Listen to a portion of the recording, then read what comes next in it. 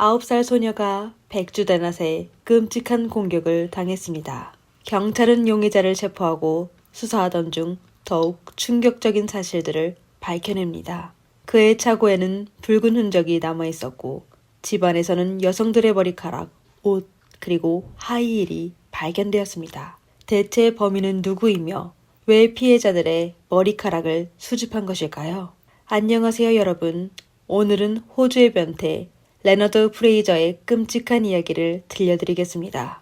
1999년 4월 22일 오후 3시 15분 호주 로켄프턴의 한 거리에서 9살 소녀 케이라 슈타인하르트는 방과 후 들뜬 마음으로 집으로 향하고 있었습니다. 그날 케이라의 어머니는 두 번째로 딸이 혼자 집으로 가는 것을 허락했고 케이라는 자신이 더 이상 어린아이가 아니라는 사실에 기뻐했습니다.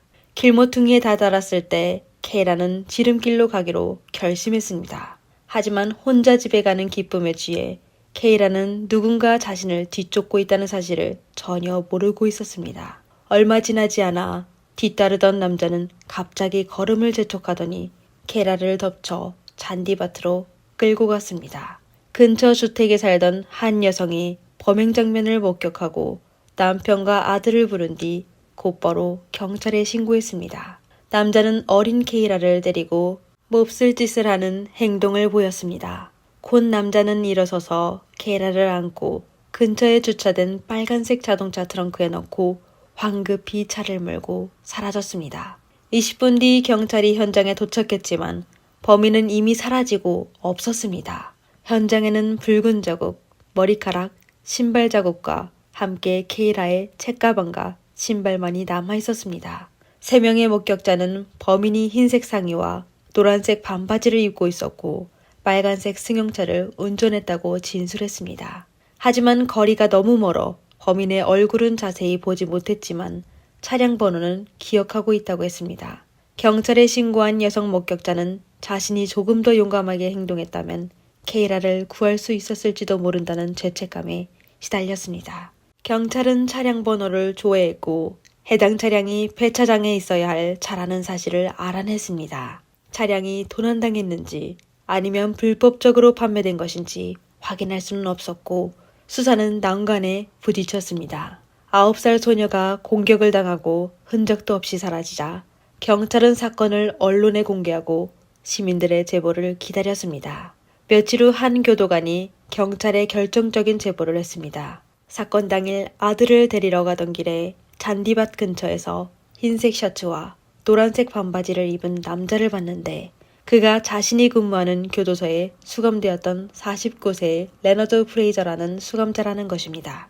용의자의 이름을 확보한 경찰은 레너드의 신원을 조사했고 그가 상습범이라는 사실을 알아냈습니다. 1972년 그는 강도죄로 징역 5년을 선고받았지만 2년 만에 가석방되었습니다.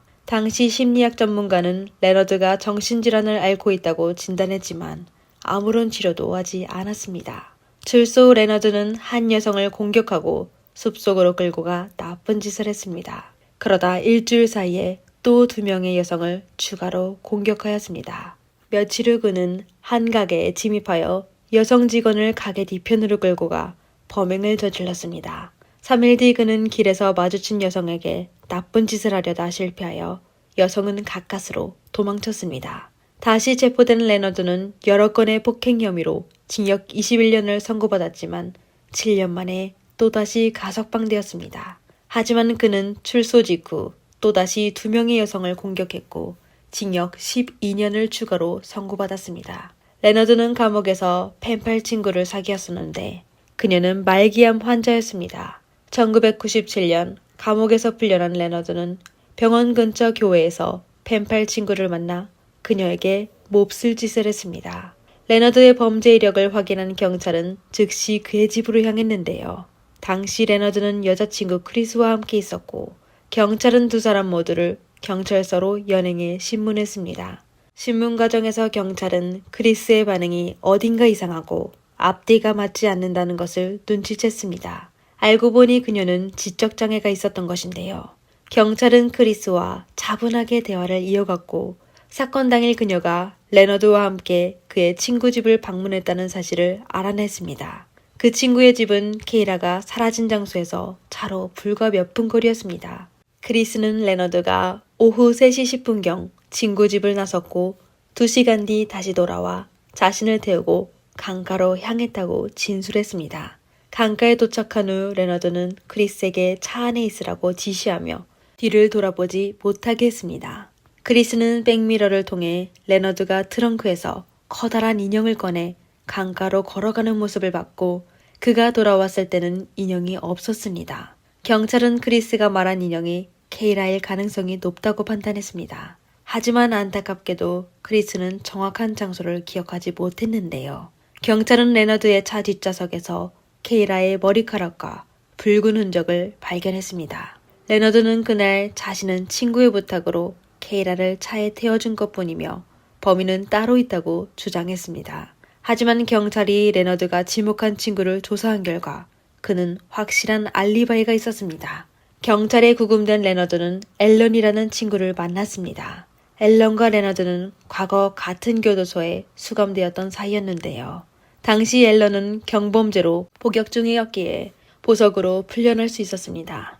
레너드는 앨런에게 케이라를 해칠 때 사용했던 범행 도구를 자신의 집에 숨겨두었으니 처리해달라고 부탁했습니다. 앨런은 흔쾌히 도와주겠다고 말했지만 다음날 곧바로 경찰에 레너드의 범행 사실을 알렸습니다. 경찰은 즉시 레너드의 집으로 출동해 범행 도구를 찾아냈고 도구에 묻은 붉은 자국이 케이라의 것임을 확인했습니다. 범행 도구뿐만 아니라 레너드의 집에서는 여성의 머리카락과 옷가지가 발견되었는데요. 경찰은 레너드가 범행 후 기념품으로 피해자들의 머리카락을 수집한 것으로 추정했습니다.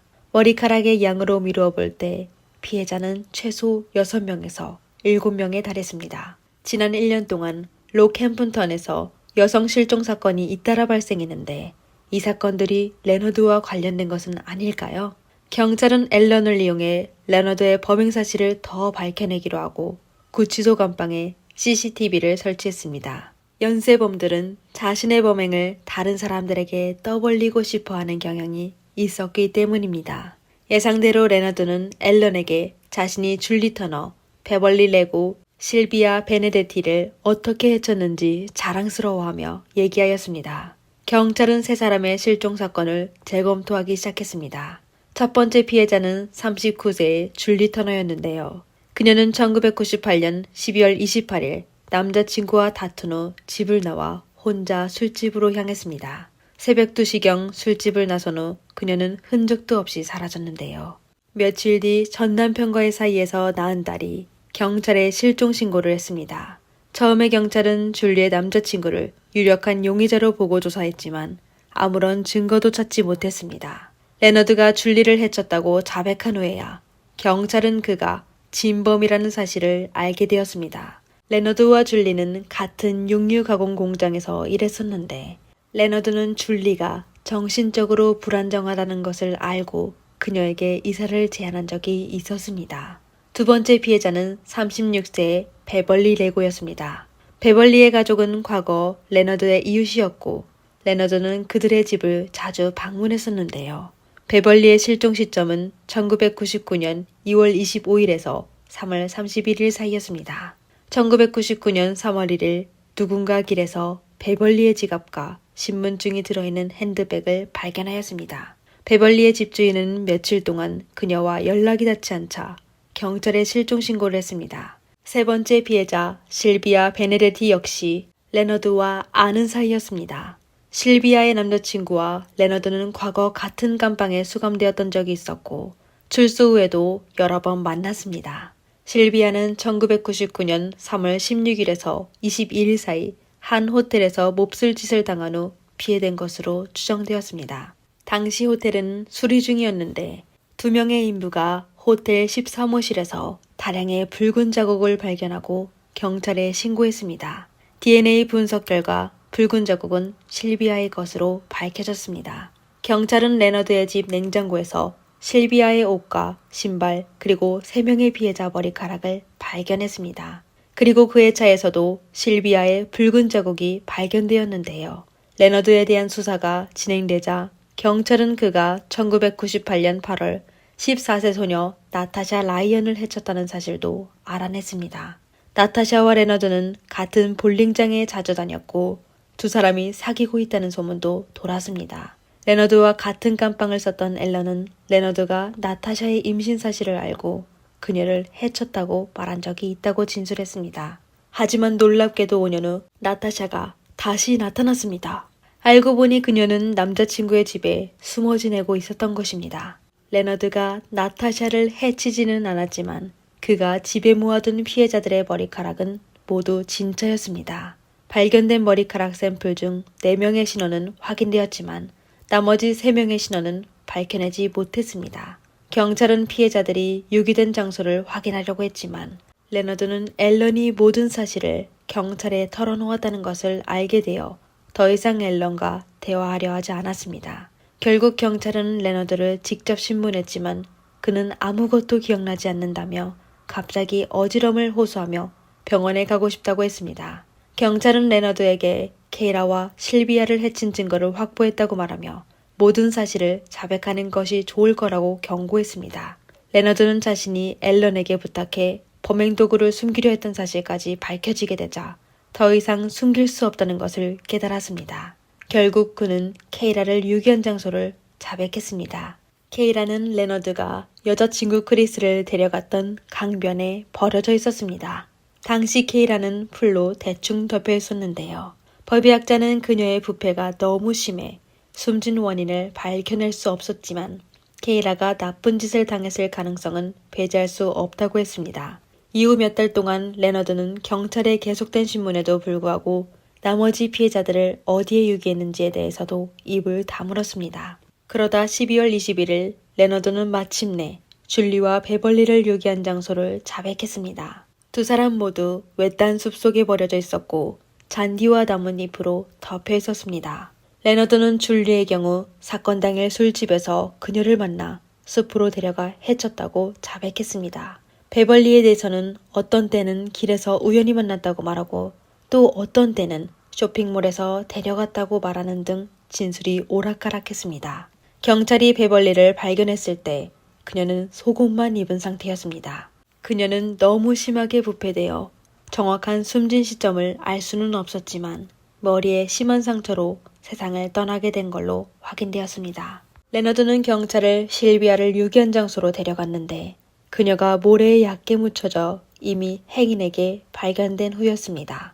레너드는 실비아를 해친 후 차로 해변까지 옮겼던 것입니다. 그는 피해자가 빨리 부패하면 자신이 범행을 저질렀다는 증거도 빨리 사라질 거라고 생각해서 그녀들을 제대로 묻지 않고 나뭇잎이나 불, 모래 등으로 대충 덮어두었던 것입니다. 2000년 레너드는 9살 소녀 케이라를 해친 혐의로 1급 상해죄가 인정되어 종신형을 선고받았습니다. 2003년에는 다른 3건의 상해 혐의에 대해 유죄 판결을 받아 가석방이 없는 종신형을 선고받았습니다. 그러다 2007년에 레너드는 급성 심장병으로 감옥에서 세상을 떠나게 되었습니다. 레너드에게는 리위라는 딸이 있었는데 어릴 때부터 할머니 손에서 자랐습니다. 할머니가 세상을 떠난 후에는 입양되어 성장했는데요. 레너드는 리비에게 함께 살자고 제안했지만 리비는 할머니가 레너드와 절대 함께 살지 말라고 했던 말씀을 기억하고 아버지를 거절했습니다. 정말 다행스러운 일이었습니다. 이 사건은 우리 주변에 언제든 사람을 해칠 수 있는 잔혹한 범죄자들이 도사리고 있다는 사실을 다시 한번 일깨워줍니다. 사람은 착하고 친절해야 하지만 항상 위험에 대해 경계하고 조심해야 합니다. 오늘의 이야기는 여기까지입니다. 감사합니다. 미스터리 수사국이었습니다.